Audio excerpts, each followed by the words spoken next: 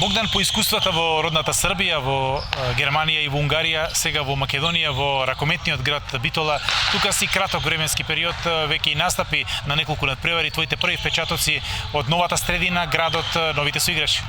Pa stvarno mi je drago da sam konačno stigao ovde, da sam mogao da se priključim ekipi i da krenemo naravno naporno da radimo, da se spremamo za ono što nam predstoji.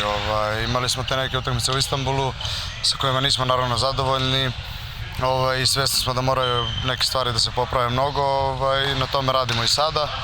Nažalost, eto, izgubili smo ovu prvu jako bitnu utakmicu protiv Vardara u Superkupu.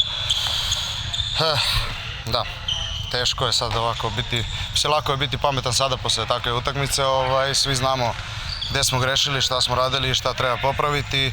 Najviše nam je žao navijača što su prošli toliki put da dođu da nas bodre i nismo mogli da im poklonimo tu pobedu, ali stvarno se trudimo i radimo da eto otvorimo tu Ligu šampiona kako treba sa 2 boda i sa pobedom velikom koja će biti sigurno bitna za nas, za navijače i za sve ostalo. Во тимот има потребни се родени победници, има тројца ракометари кои што ја освоиле Лигата на шампионите, вие сте еден од нив, но вие сте сигурно со дебело неголемо искуство, бидејќи повеќе од една деценија играте во Лигата на шампионите во неколку различни дресови. Што значи за еден ракометар да се биде во тоа одбрано друштво на 16 екипи и посебно што значи за еден клуб од едно мало место кој што дебитира во овој формат на Лигата на шампионите?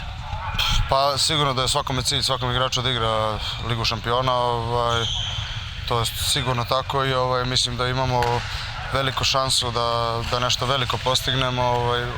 Ovaj grad, ova država živi za rukometom i to svi vidimo i mislim da samo jednostavno to moramo da poštujemo i moramo da izginemo svaku utakmicu ovde na terenu. Sigurno da ćemo imati, potpisujem sada odmah, da ćemo imati daleko najbolju atmosferu na utakmicama, to trebamo da iskoristimo, to moramo da iskoristimo i moramo da naučimo da se nosimo sa tim nekim, da kažem, pritiskom.